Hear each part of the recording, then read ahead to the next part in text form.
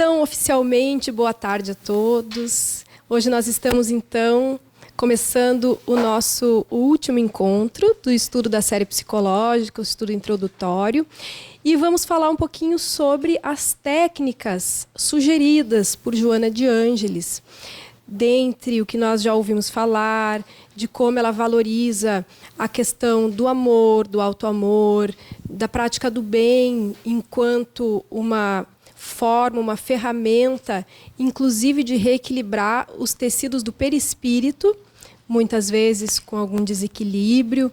Então, a gente pode ver a profundidade com que ela aborda coisas que a gente já tem conhecimento da doutrina espírita, a importância da caridade e tal, mas o quanto a gente pode ver que isso nos ajuda a nos reestruturarmos psicologicamente e, inclusive, reestruturarmos o tecido do perispírito. Então, a prática do bem enquanto uma maneira de nós nos curarmos dos diversos desequilíbrios e desafios que nós enfrentamos. Mas o que principalmente nós queremos abordar na tarde de hoje, em termos de técnica, são as visualizações terapêuticas que tem disponíveis num CD, mais de um CD à venda. Tem também para baixar na internet. São meditações, visualizações terapêuticas para a saúde.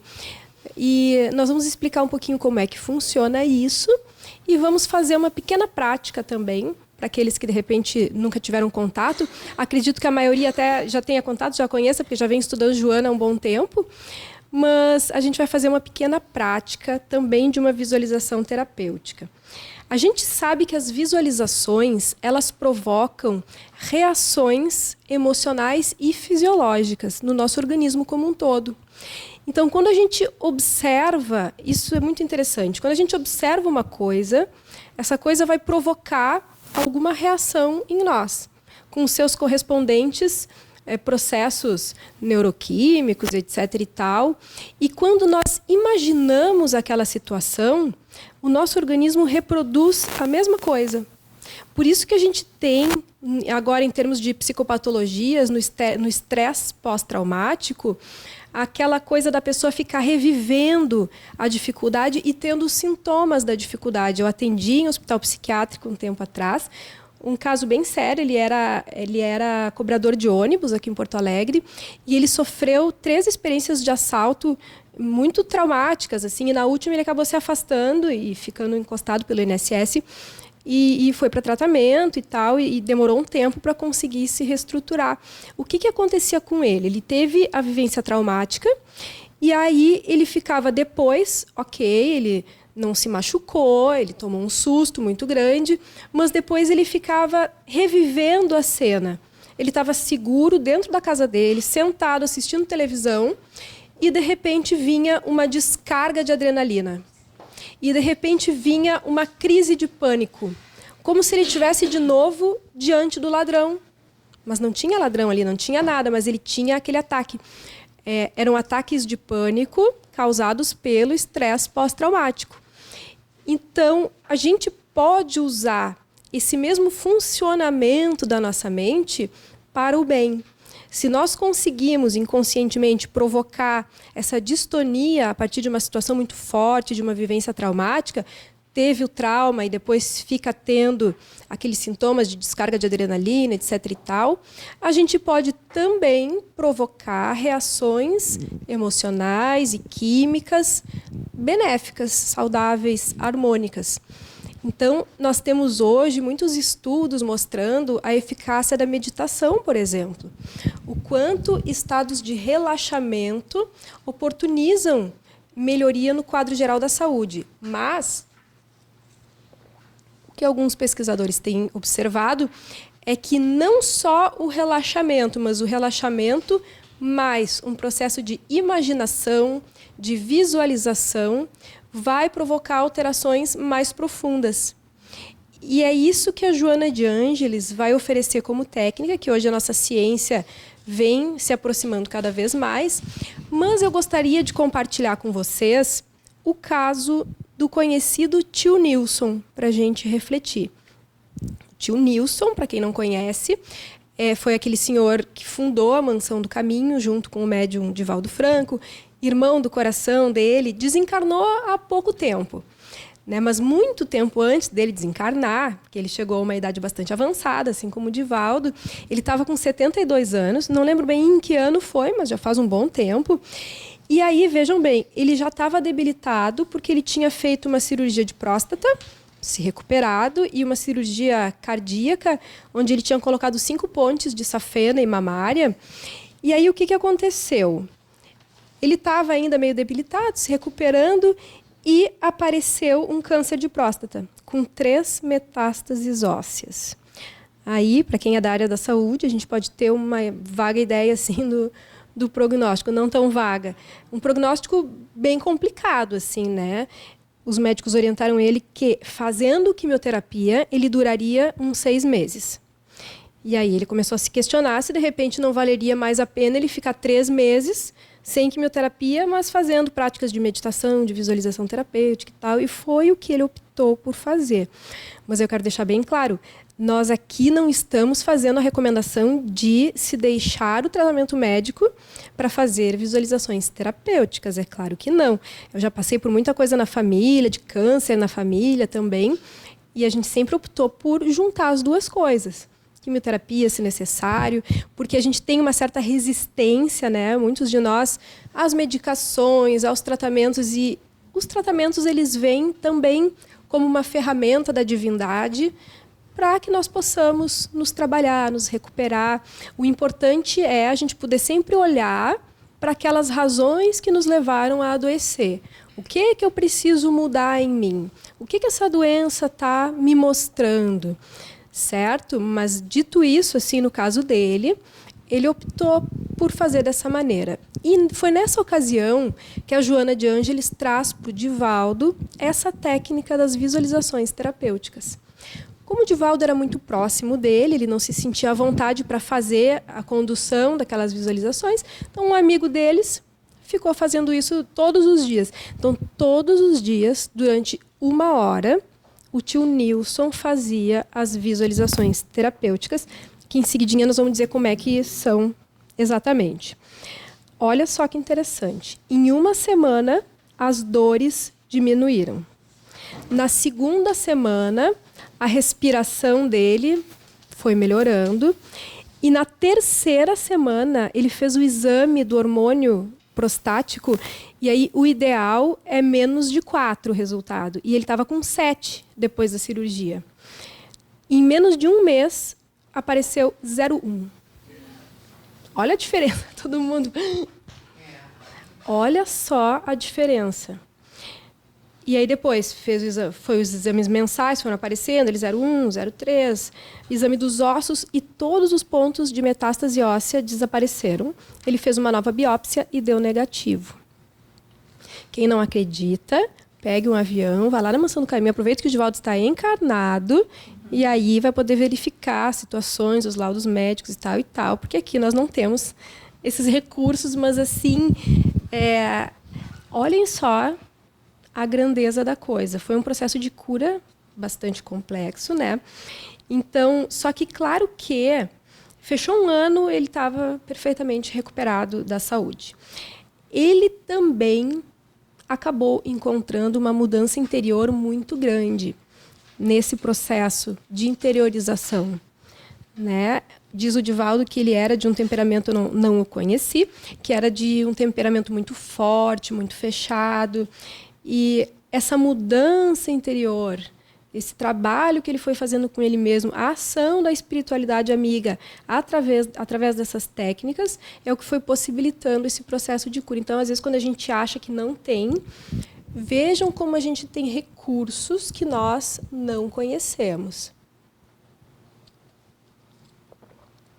Ok, às vezes a gente está com a data marcada para voltar para o lado de lá, para o dia X, mas mesmo assim a gente sabe que essas coisas elas também se modificam conforme o nosso aproveitamento, né? Às vezes, se é mais proveitoso que nós fiquemos encarnados mais um tempo, para nós e para os outros, assim como o Divaldo Franco, que diz que era para ter desencarnado, mas ele pôde ficar mais um tempo, estar mais um tempo entre nós.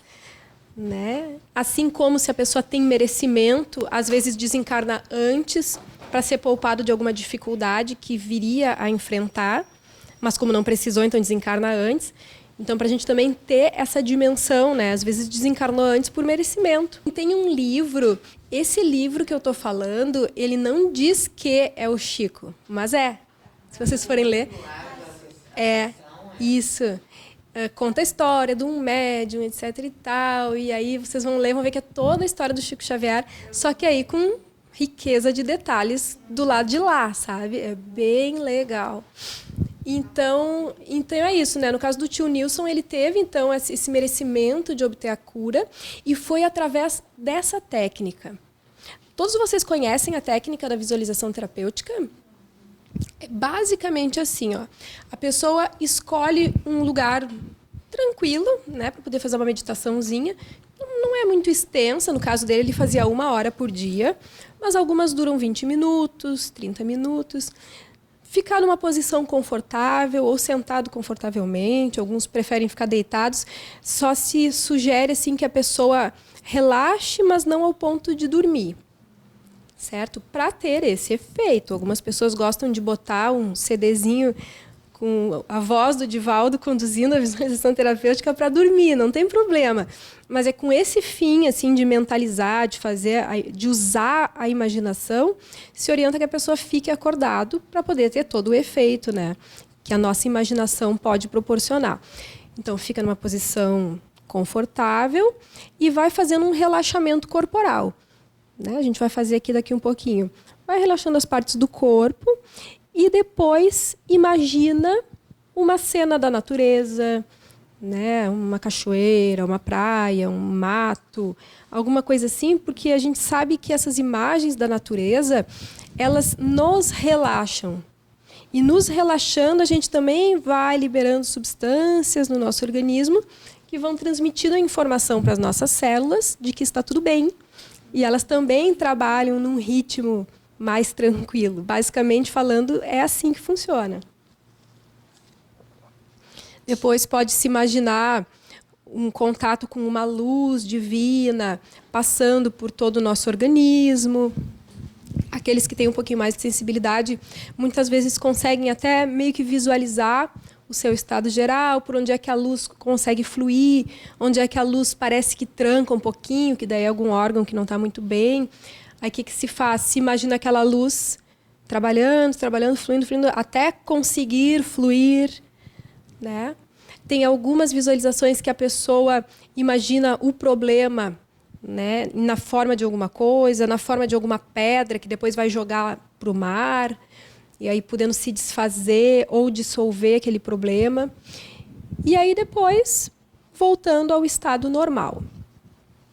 Agora, a meditação, ela é muito, muito importante. Vocês lembram aquela frase do Einstein, que a imaginação é mais importante que o conhecimento? A gente não tem a dimensão do quanto os processos da imaginação têm um poder de cura. Quando perguntaram para o Chico Xavier o que ele mais temia, ele respondeu que eram os próprios pensamentos. Olha a sabedoria dele, porque tudo se origina do pensamento, né?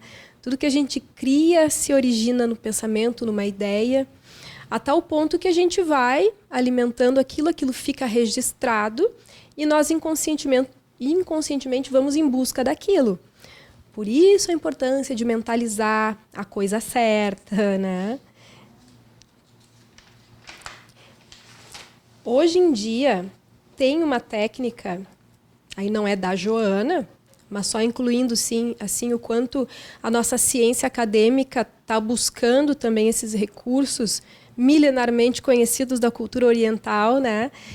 Tem uma técnica de meditação que na psiquiatria está assim bombando, né? Então, estão utilizando muito, estão fazendo muita pesquisa, que é conhecida como uma meditação mindfulness, que é da mente vazia ou da atenção plena, que é o conceito de mente vazia no sentido de poder desfocar do passado e do futuro, nem as preocupações do passado, nem as ansiedades do futuro, e poder ficar no presente, utilizando como uma âncora, vamos dizer assim, os 5 sentidos, por exemplo. ficar atento à respiração, ao que está acontecendo no mundo objetivo, né? Deixando os pensamentos irem fluindo sem se ater a eles. E tem se utilizado muito isso para o tratamento de depressão, de dor crônica, de estresse e de ansiedade. E aí tem se encontrado muitos resultados bem positivos nessas 4 situações. E pensem, né, a dor crônica, a gente está falando de uma coisa bem física, então os processos emocionais, mais ainda. E aí, no caso da meditação mindfulness, tem as meditações ditas formais, que é sentar e meditar, fazer um relaxamento e tal, e ficar observando os pensamentos, né? Ficar observando a respiração e observando os pensamentos sem se prender neles. Porque a nossa mente ela é de natureza agitada. Os orientais dizem que a nossa mente é como um macaco bêbado ou um macaco doido pulando de galho em galho. E realmente vem um pensamento, aí a gente deixa o pensamento passar, aí vem outro. E vai vindo até algum deles nos pegar. É impressionante, nós somos muito criativos. Então, o exercício é deixar aquilo passar. Como se fosse um trenzinho com os vagões e a gente não entrar em vagão nenhum. Né? Tudo deixar para daqui a pouco. Daqui a pouco, então, eu vou avaliar essa situação. Ah, mas será que eu esqueci o gás aceso? Depois, azar, agora alguém vai resolver. Ah, mas eu tinha que resolver não sei o quê. E vai deixando passar. Até que a pessoa consiga perceber o quanto nós não somos os nossos pensamentos. E a gente está tão acostumado a achar que nós somos os nossos pensamentos que a gente nem sabe quem nós somos. Então, poder se ver de fora é um exercício bem importante. Então, essas são as técnicas formais de meditação. Mas tem também as técnicas informais, que são, por exemplo, fazer alguma atividade em estado de meditação. Caminhar meditando. Fazer uma refeição meditando. Lavar uma louça meditando. Melhor coisa. O que é lavar uma louça nesse estado mindfulness? É lavar a louça não se atendo aos pensamentos e prestando atenção na temperatura da água, no tato, na sensibilidade daquela louça que a gente está, sabe? Usando os 5 sentidos. Isso também provoca um relaxamento para o nosso corpo, para a nossa mente. Então, na verdade, a gente tem oportunidades de entrar nesses estados meditativos o tempo inteiro, na fila do banco. Que é um exercício mais difícil de meditação. Então, as técnicas informais são essas. E a gente vai fazer uma pequena prática agora. Eu vou conduzir no microfone, porque se alguém depois no YouTube quiser aproveitar também para fazer... Mas esse é só um modelinho, assim, simples, né? Para quem em casa quiser fazer, eu até sugiro procurar com a voz do Divaldo Franco, procurar as visualizações terapêuticas para a saúde, que elas são um pouquinho mais longas. Aqui realmente é só para a gente ter uma noção para o nosso processo de estudo, assim, né? Então, nós vamos fazer o seguinte. Vamos nos posicionar bem confortavelmente na cadeira. Vamos procurar fechar os nossos olhos.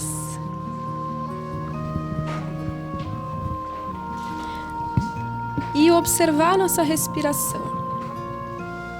Basicamente, observar a nossa respiração.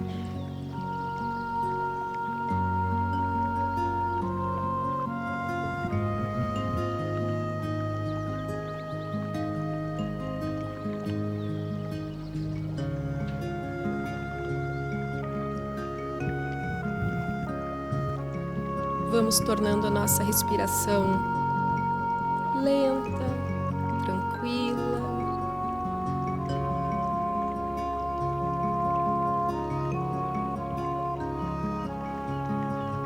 E vamos relaxando o nosso couro cabeludo, toda a nossa cabeça, a testa,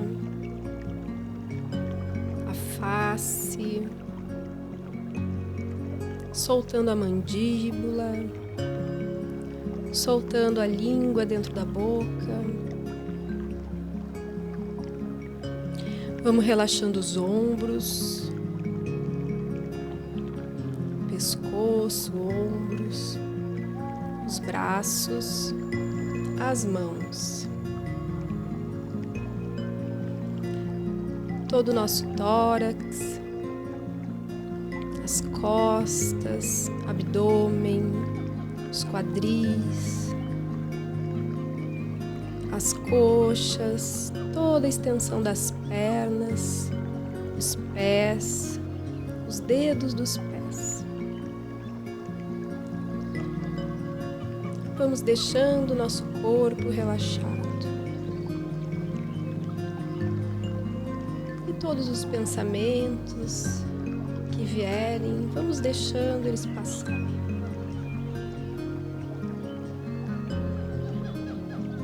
Sem força, só deixando passar.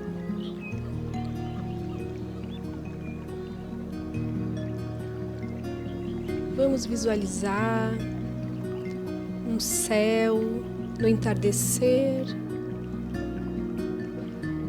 A noite vai chegando, numa cena da natureza que seja da sua preferência. Conforme vai anoitecendo, vamos enxergando algumas estrelas, e uma delas é bastante brilhante.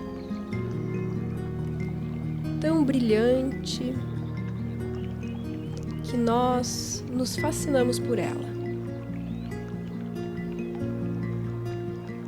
E percebemos uma luz que vem daquela estrela até o topo da nossa cabeça. Uma luz agradável, refrescante. E conforme vai entrando no topo da nossa cabeça, vai iluminando todo o nosso rosto, vai descendo, mantendo a nossa cabeça iluminada, o nosso pescoço, iluminando toda a nossa caixa torácica, os órgãos internos, os braços, as mãos, abdômen, por toda a coluna. A luz vai fluindo, vai descendo.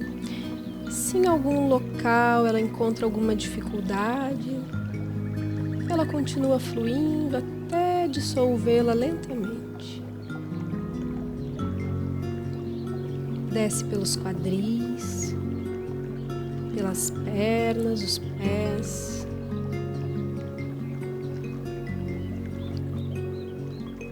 Até que a luz cessa de chegar e nós nos mantemos acesos com aquela luz dentro de nós.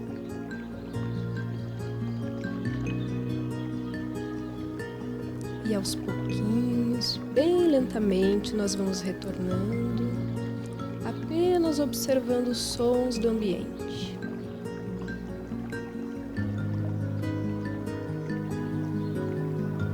Quando nos sentirmos prontos, vamos mover os dedos dos pés, os dedos das mãos. Vamos nos espreguiçar lentamente e vamos abrindo os nossos olhos.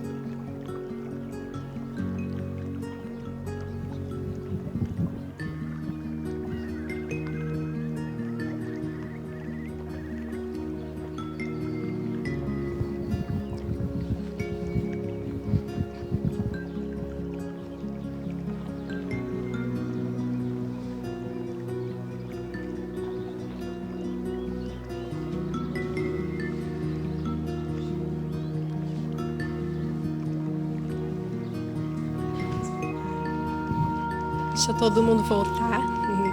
Deixa todo mundo voltar pro corpo direitinho. Algumas pessoas têm mais facilidade de imaginar, outras têm mais dificuldade, não tem problema. O importante é ir fazendo exercício. Eu já tive muitos relatos, às vezes, de pessoas não conseguirem imaginar nada. Mas tudo bem, vai fazendo, vai tentando, vai procurando relaxar, né? E tem aqueles que conseguem sentir um monte de coisa. Tem um outro elemento que eu acho bem importante de colocar. Talvez a gente tenha falado no encontro sobre imaginação e imaginação ativa, porque o Jung utilizava e se utiliza ainda na psicologia analítica muito essa técnica de imaginação ativa, também no sentido de buscar o autoconhecimento, de dar corpo a imagens que tem no nosso inconsciente, né? Que seria o quê? Seria poder fazer um relaxamento e deixar vir alguma imagem espontânea e poder dar voz a essa imagem, né? Procurar ver o que se forma, onde é que a imaginação vai nos levando e dessa maneira também ir buscando ver como é que funcionam os nossos processos internos. Só que tem o caso de uma paciente da Von Franz que ela fez uma imaginação ativa na casa dela, ou pelo menos ela pensou que estava fazendo, e a partir de uma situação desconfortável que aconteceu com uma conhecida sua, uma pessoa com quem ela tinha discutido, ela ficou com muita raiva e ela pensou assim, vou fazer uma imaginação ativa para trabalhar essa raiva. Aí ela fez algo e teve um sonho. Nesse sonho, ela era tomada de refém por uma bruxa, foi isso? Ela era uma bruxa. Ou ela era uma bruxa? Não, ela tinha caído sob o poder de uma bruxa. Ela tinha caído sob o poder de uma bruxa. E aí a Von Franz, então, pergunta para ela mas o que ela, né, o que tinha acontecido naqueles dias e tal. E aí, olha só como é que foi a imaginação ativa dela. Ela imaginou que estava diante daquela pessoa com quem ela tinha discutido e aí ficou imaginando, dando uma surra na pessoa, sabe, cuspindo na pessoa. E ela achou que depois daquilo ela tinha se sentido muito bem, ficou aliviada, e aí depois teve esse sonho. No sonho, o inconsciente dela colocou o devido nome nas coisas, deu nome às coisas, né? Porque o que ela fez foi uma bruxaria.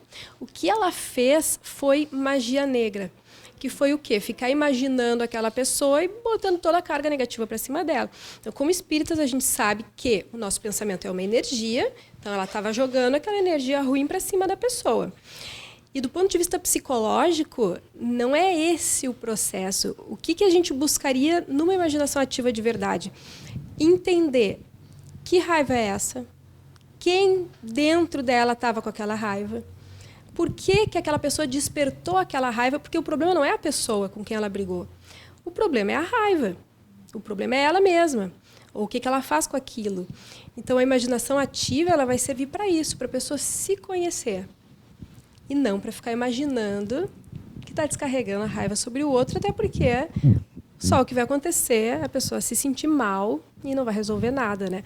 Então, nesse caso, se configurou, né, uma obsessão de encarnado para encarnado. Então, ela achou que estava elaborando. É interessante aquele filme do Robert De Niro, que ele é um mafioso que entra em terapia. E, claro, que é uma técnica muito mais simples, né? Não é uma técnica tão elaborada, que daí o terapeuta joga uma almofada e assim, descarrega então a tua raiva nessa almofada. Ele pega e craveja de bala a almofada. Dá um monte de tiro na almofada. Ele disse, não é isso que eu estava te dizendo, o terapeuta. Não era para fazer assim, né? Estragou toda a almofada. Né? Então, essas são algumas técnicas que a Joana está propondo e ela traz um adendo. Né?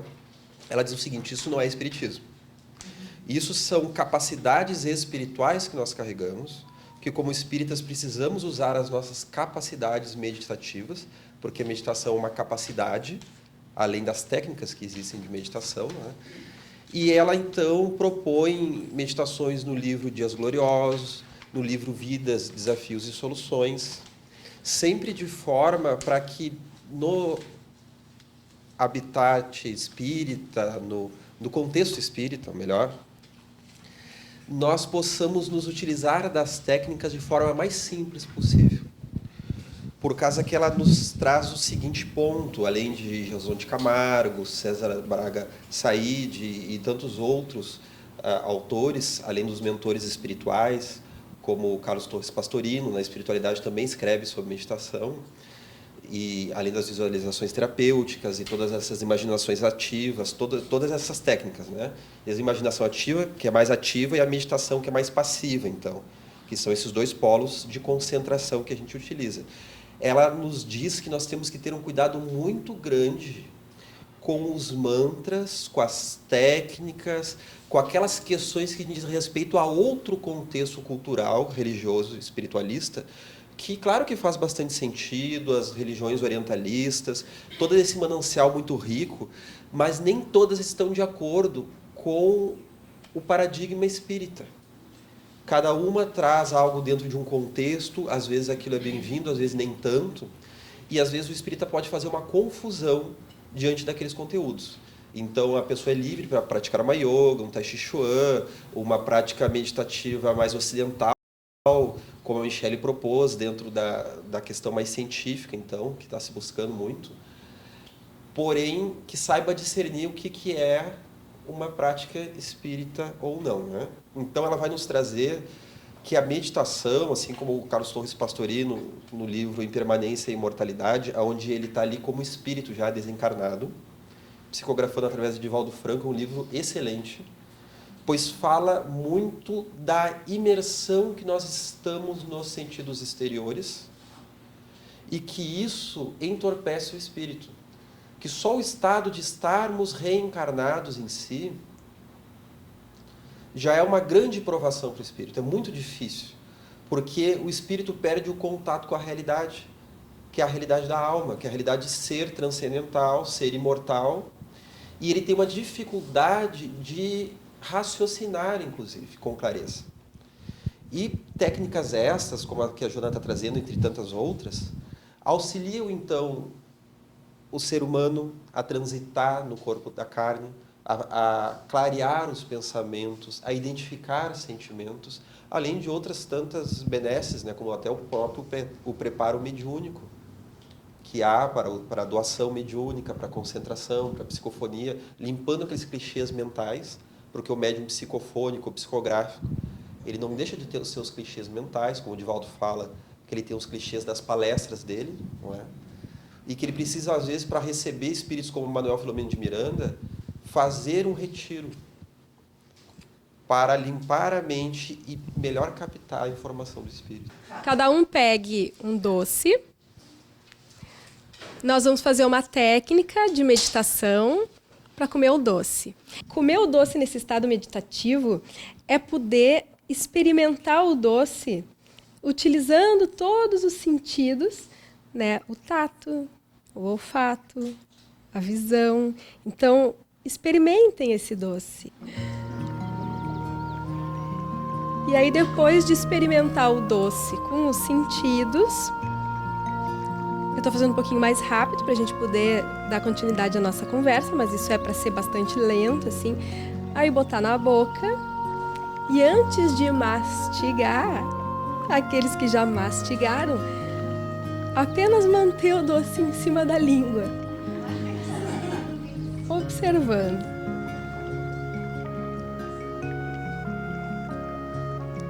Deixando ele desmanchar, observando a mudança de consistência dele.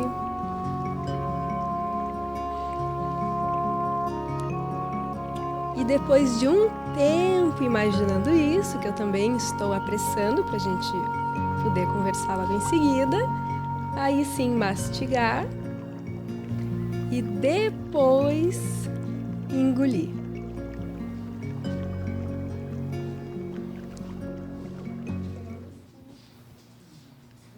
Agora vocês imaginem nos nossos fast food e nas nossas refeições rápidas do dia a dia, poder fazer uma refeição devagarinho, assim.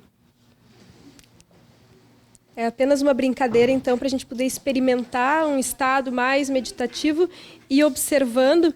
E eu fiz de sacanagem, tá, para vocês, de não avisar que não era para comer, de não avisar que não era para mastigar. Só para realmente a gente se observar que a gente vai rápido, a gente vai no automático, né? Mas eu quero dizer algumas palavras, como hoje nosso tempo está um pouquinho mais curto, que o principal, assim, que eu acho que a Joana de Ângeles nos traz, e traz através dessas técnicas também, o quanto nós precisamos buscar nos conhecer e identificar em nós mesmos o que a gente precisa melhorar. E quando diante de algum desafio, diante de alguma doença, aceitar essa doença, mas não naquele mecanismo masoquista de eu tenho que estar doente para sofrer, porque sofrendo eu vou evoluir, porque doendo eu vou evoluir, porque sem remédio psiquiátrico eu vou evoluir, porque senão eu vou estar mascarando a minha doença. Não, que a gente possa utilizar todos os recursos oferecidos pela Terra e pela espiritualidade para o nosso conforto, para aliviar as nossas dores, mas com a responsabilidade, com o compromisso de olhar para o que aquela doença, aquele desafio, aquele problema está querendo me dizer, no que eu preciso mudar, que a gente possa estar sempre abertos a essa mudança. Então, e aí, ok, acolher, aceitar quando vem a doença, mas também acolher como um hóspede, né? Como um hóspede que vem, mas que tem que ir embora. E a gente ter isso em mente. E que a gente pode evocar o bem a todo momento. A gente tem um mecanismo automático onde é tão mais fácil a gente evocar o mal, sabe? A ideia pessimista, o pensamento negativista, porque no tempo das cavernas era assim que a gente sobrevivia. Porque aquele que era muito tranquilo e não pensava no mal era o primeiro que o leão pegava, né? Então, aquele mais ansioso, que pensava que o pior estava por acontecer, estava mais atento e ia se salvando. Então, foi um mecanismo de preservação da vida no passado. A gente tem isso instintivamente ainda, mas já está na hora de mudar. Então, se a gente tem esse mecanismo negativista automático, nós precisamos, através do exercício consciente das nossas forças mentais, e redirecionando isso. E decidindo ser feliz. Eu acho que talvez o que nós possamos deixar de mensagem, assim, que nós podemos deixar de mensagem do curso introdutório da Joana, eu acredito que daria para a gente sintetizar nisso, que nós podemos decidir ser felizes. Que a gente pode se empenhar em tornar a nossa própria vida agradável para nós mesmos, para os outros, vendo o próprio sofrimento como um estímulo à superação, sendo otimista, vendo o lado positivo em tudo, porque a gente tem a liberdade de escolha. E a gente sempre vai reconhecer a nossa realidade fora a partir da nossa realidade de dentro. Então vamos escolher aquilo que há de melhor em nós, aceitando o que tem de pior também, e vamos trabalhando para mudar nossas vidas. A gente sabe que se a gente sofre agora, é porque a gente está colhendo os efeitos do passado. Então, tratemos de, ok, aceitar esses frutos amargos, mas plantar os frutos que a gente quer colher amanhã. E ter a paciência de esperar a colheita, porque às vezes não é de um dia para o outro, e a gente se desestimula, né? Mas eu estou tanto tempo fazendo bem, fazendo isso, mudando, fazendo aquilo, fazendo terapia, e parece que demora e só acontece desgraça na minha vida. A gente tem que ter uma certa paciência, a gente está colhendo ainda. Vamos plantar para amanhã colher frutos mais doces. Então é isso aí, pessoal. Esse foi o curso de introdução à série psicológica de Joana de Ângeles, onde passamos aqui reunidos durante um ano, debatendo esta introdução àqueles conceitos básicos que ela utiliza, e nós vamos vendo que ela vai aprofundando, né? Então a gente não fica só no básico. E para quem acompanhou de casa, este curso aqui pela Associação Médico Espírita do Rio Grande do Sul é um curso que existe já há 22 anos, agora em 2019 são 22 anos que está se completando. E ele faz poucos anos que passou por essa reformulação, porque antes era um curso de 2 anos, onde se dava o curso inteiro, e depois o pessoal ficava pedindo que se desse alguma continuidade, então há muitos anos isso era pedido, né? Então, para quem faz o presencial, este é o introdutório. A partir de agora, os alunos que aqui estão no introdutório estão habilitados para fazer os outros módulos que o pessoal que pela internet, né, já saiu na frente, porque nós filmamos primeiro os outros módulos ano passado e agora esse ano terminamos, né? Então já temos os outros módulos em casa do Homem em Conflito, nós temos o módulo do Eixo Ego-Self, Jesus e o Evangelho à luz da psicologia profunda. Agora o Gelson terminou de filmar o Mundo Relacional, que é só sobre relacionamentos. Então, todos esses 5 módulos, contando com o nosso, é que formam o curso sobre a série psicológica de Joana de Ângeles. Às vezes o pessoal de casa acha que o curso introdutório este é o Joana de Ângeles e os outros são outras temáticas apenas. Na verdade, todos fazem parte desse curso de 5 módulos, de 5 anos, para quem participa do presencial. Então, que podem ser feitos independente da ordem, né? Não sei se tu chegou a falar. Isso, para quem está no presencial, o introdutório primeiro. E depois a pessoa que vai ser aluno, ela se inscreve, aí sim, independentemente da ordem que a Michele falou. Aí não tem depois uma ordem pré-estabelecida.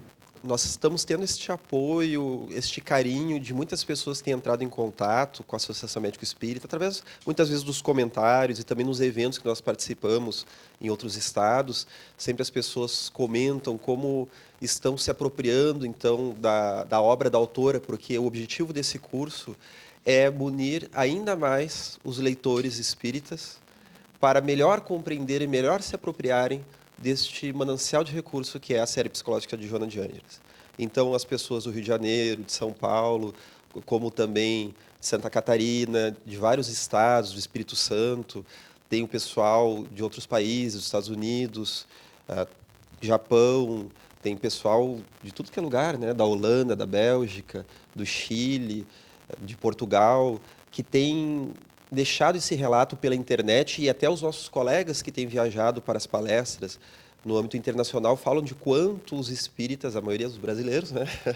Ou os portugueses também, que dominam muito bem a língua portuguesa, têm estado ávidos deste material, pois o mundo necessita muito da mensagem de Jesus e da mensagem de Joana. E é isso que nós entendemos, né? Então, aqui estamos encerrando este 5º módulo, e a gente sabe como é o espírita, né? Porque o espírito sempre volta. O espírito sempre reencarna, então parece que a coisa nunca termina, né? Então, agora nós estamos terminando o curso, a série psicológica de Joana de Ângeles, e para quem assiste em casa, já quando estiver sendo postada essa aula de agora, na semana que vem nós teremos uma surpresa. Pois a partir da semana que vem, teremos então novos programas acerca de Joana de Ângeles, com novas temáticas, com novos formatos, novos professores também, para quem está um pouco cansado, os velhos, né? Então, a gente intercala um pouquinho para dar aquele ânimo, para dar aquele bem-estar, em que debateremos outros aspectos da série psicológica, utilizando-se também daqueles aqui já relacionados. Então, nós agradecemos a atenção de todos, sugerimos, como sempre, em forma de sugestão, nessa época de pós-modernidade, onde tudo nos é oferecido, muitas vezes de forma imposta, de forma compulsiva, sem que o nosso eu possa fazer um discernimento daquilo que está recebendo, do que é o melhor, do que não é. Nós, então, sugerimos, não pedimos, sugerimos aqueles que se sentirem à vontade para se inscreverem em nosso canal, acionando, então, o sininho para receber as notificações destas novidades, para que possam também se utilizar delas nessa busca da jornada interior. Até breve.